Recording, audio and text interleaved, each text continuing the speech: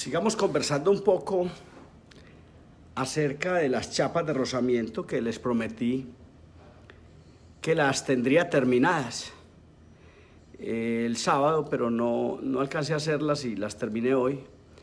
Entonces me parece interesante que terminemos la conversación de estas chapas que fueron las que terminamos en el evento Sapiens en México, donde me faltaba recortar el tornillo, recortar la chapa, tanto la chapa superior como la inferior, y brillar los aparatos y hablar un poquito de ellas y mostrar cómo es que ruedan las chapas, cómo es que rozan las chapas de rozamiento. Entonces básicamente es esto.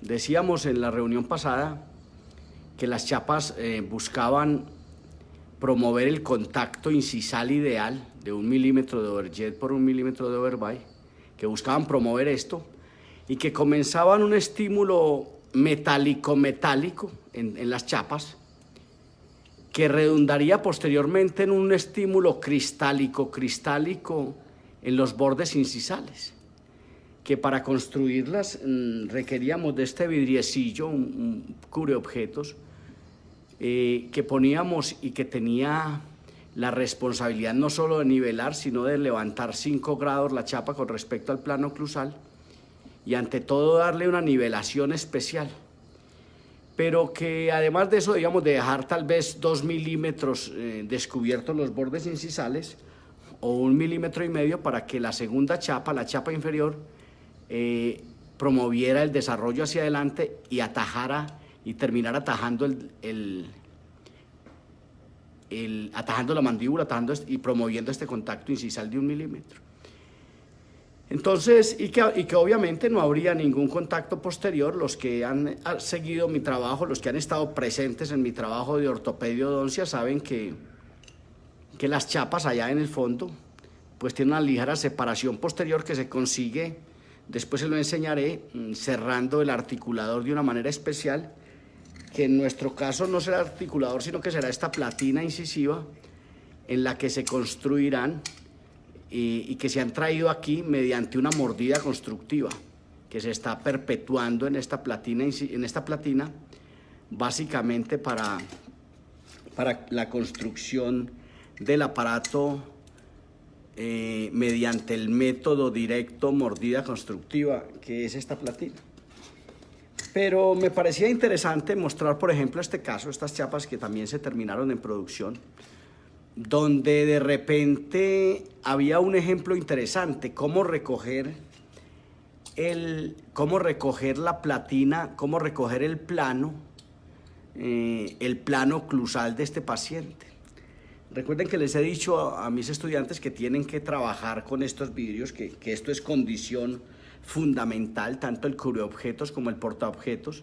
Es una condición fundamental en el tratamiento, en el manejo clínico de las placas y en el manejo técnico de las placas. Veamos, por ejemplo, este caso.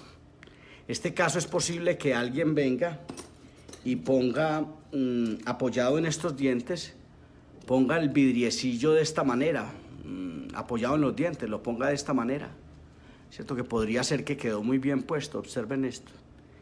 Pero realmente tomar el nivel del modelo es tomar este nivel. Es tomar este nivel desde el modelo, es este el nivel del plano oclusal mandibular, ¿cierto? Es tomar este plano.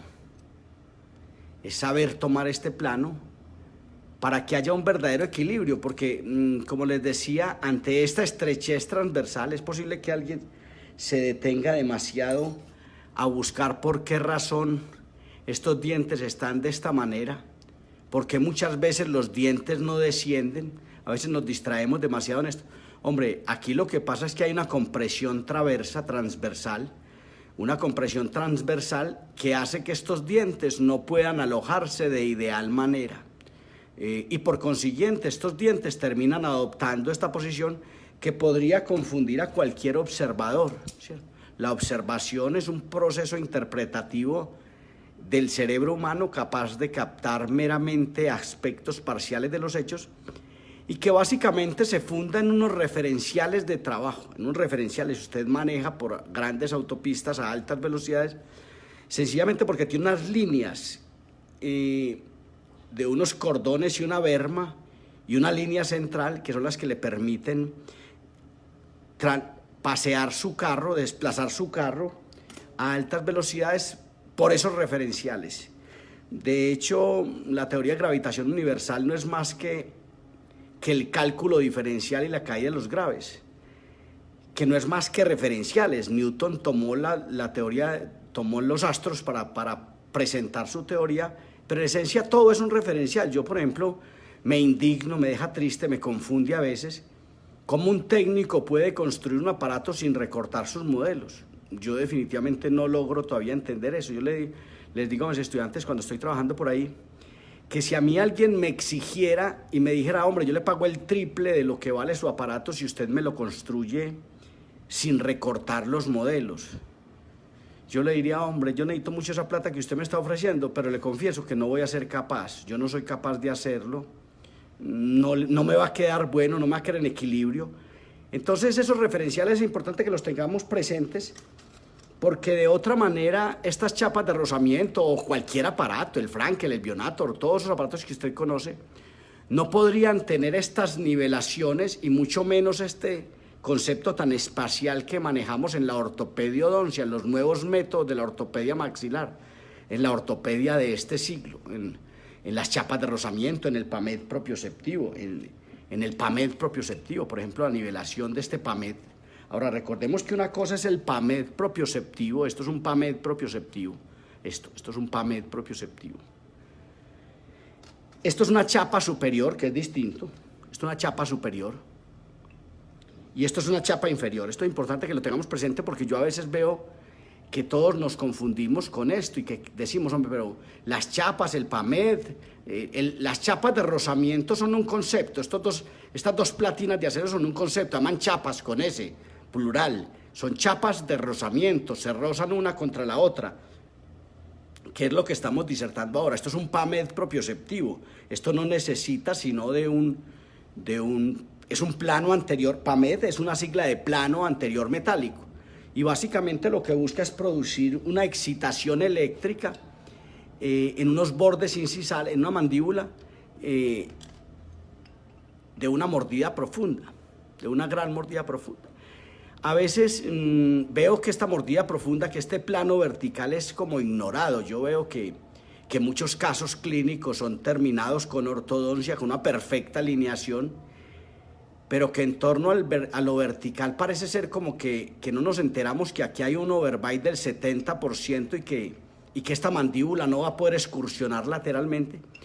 Entonces de repente hoy mismo le haré un video que tengo proyectado, que es el plano vertical del espacio desde cero, el plano para dummies, el plano vertical, de entender qué es el plano vertical, que a veces creo que estos planos del espacio nos confunden un poco y no nos dejan entender muchos aspectos del diagnóstico clínico y de su plan de trabajo.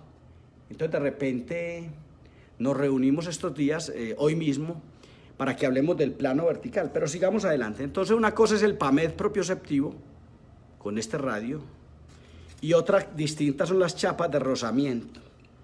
Pero le quería mostrar estas chapas porque estas chapas finalmente tienen un nivel lateral, este nivel lateral, no sé cómo mostrarlo porque tiene este nivel lateral que es muy distinto al nivel incisal que pueden tener estos dientes.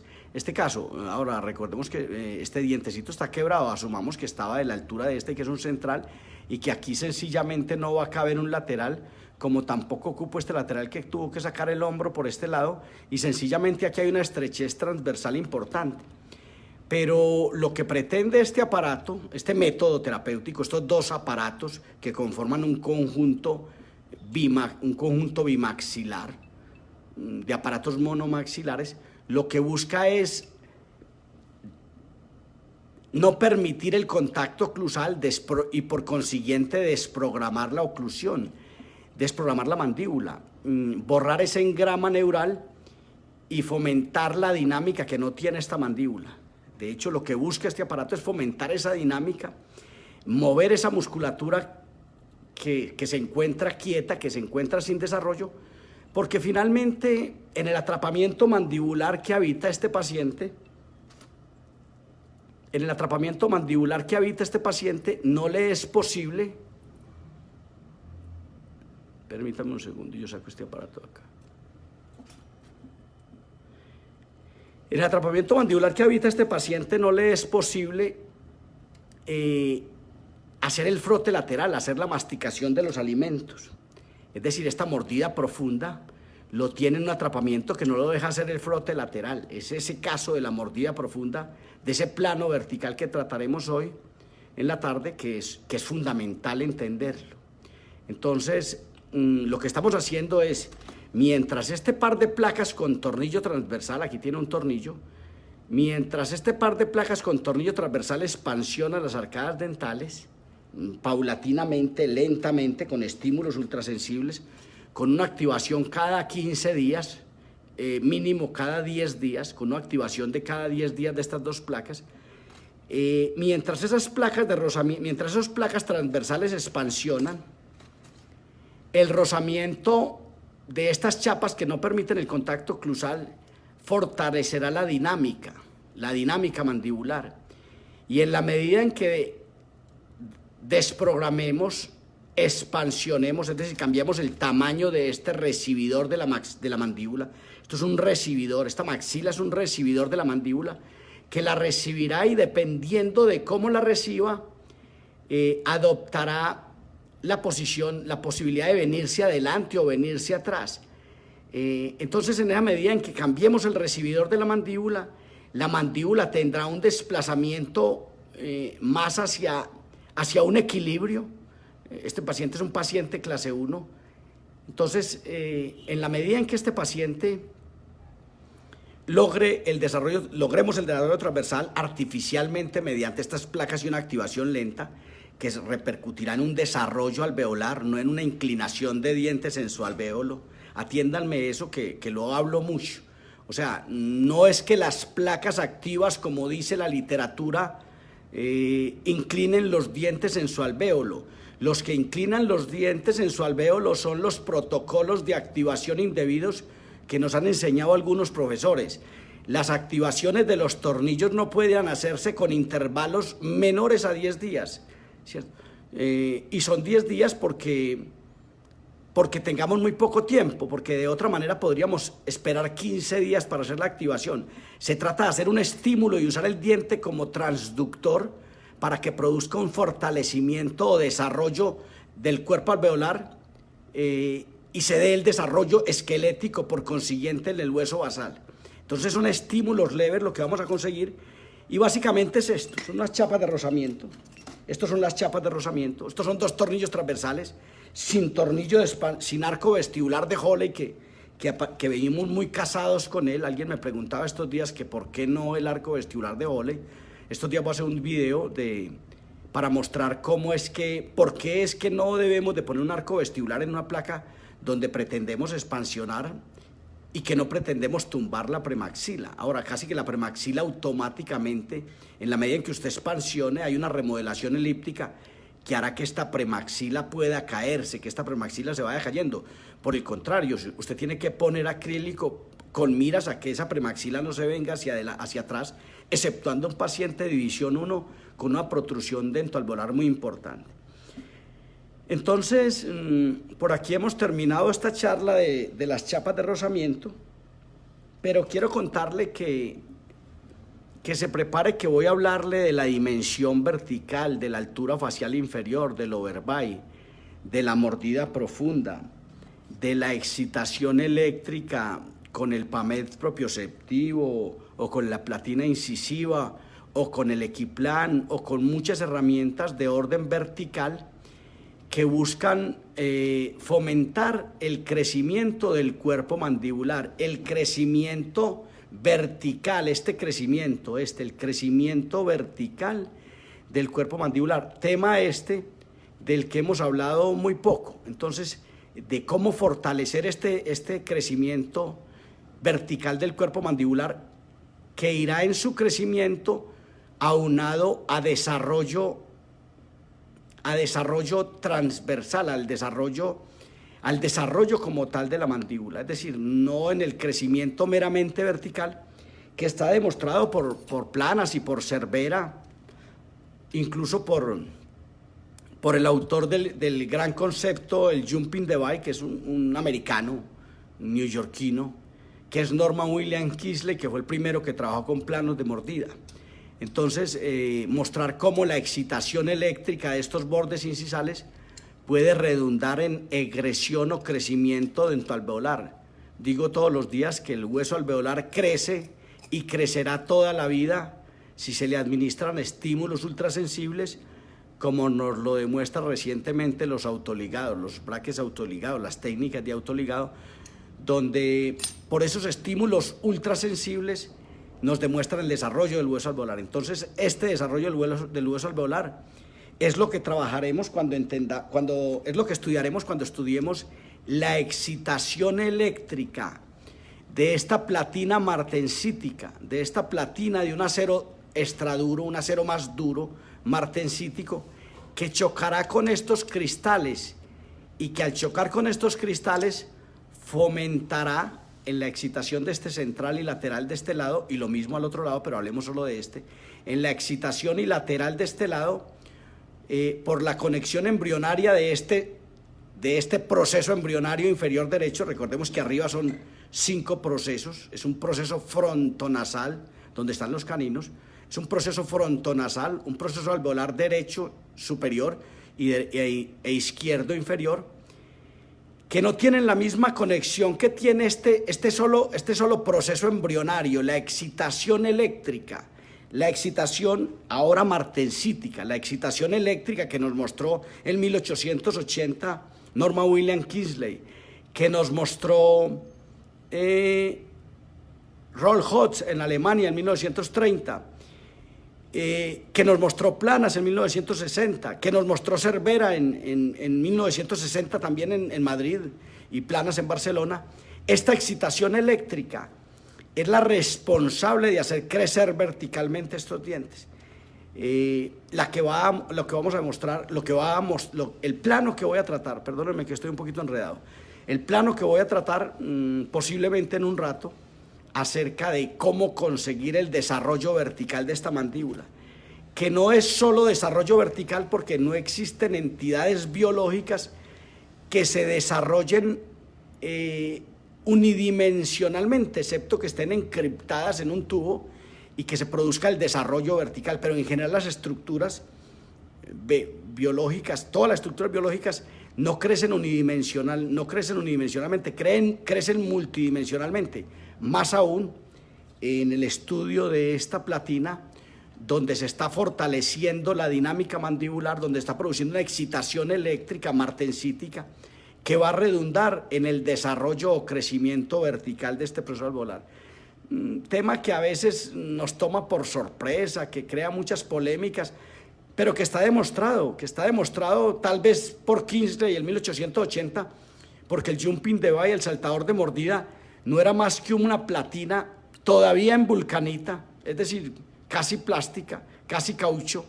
De hecho, la vulcanita la desarrolla Charles Goodyear, el creador de los neumáticos. Entonces, casi de caucho, y produce una excitación eléctrica. Ahora, en esta era que hemos llegado a la excitación eléctrica martensítica, a aceros templados y revenidos, que tienen la dureza necesaria para producir una excitación eléctrica en una mandíbula y hacer crecer esa mandíbula ausente de dinámica, incluso en pacientes adultos.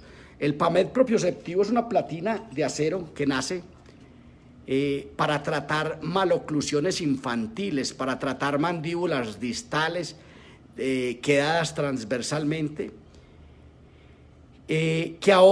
que después llega al paciente adulto a ponerse en una simple placa Michigan, no Michigan exactamente porque no es programada, pero con una programación incisal, donde se va a desprogramar la mandíbula, a producir una excitación eléctrica, el contacto de estos cristales, el esmalte, contra estos metales martensíticos, a desocluir en posterior, a dinamizar la mandíbula, a desprogramar la mandíbula y a producir mediante esta excitación eléctrica un crecimiento alveolar vertical.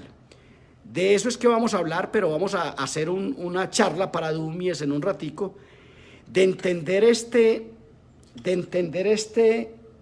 permítanme el término, con todo respeto, este ignorado plano vertical. Yo veo que en general el plano vertical es un plano ignorado.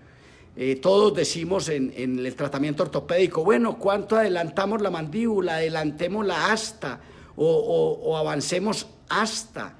Corrijamos las desviaciones funcionales de la línea media ósea cuando se encuentran desviadas, hay que corregirlas, pero poco decimos, y abramos en la toma de la mordida constructiva 1 milímetro, 2 milímetros, 5 milímetros, 10 milímetros, 20 milímetros. Poco decimos eso. O sea, debemos de tener claro que al tiempo que estamos pretendiendo avanzar la mandíbula en un paciente con distorrelación, retruir la mandíbula en un paciente con prognativo mandibular, corregir las desviaciones funcionales o esqueléticas de la mandíbula, también hay que pensar en ese ignorado plano vertical. ¿Cuánta es la apertura que voy a manejar yo en la toma de la mordida constructiva?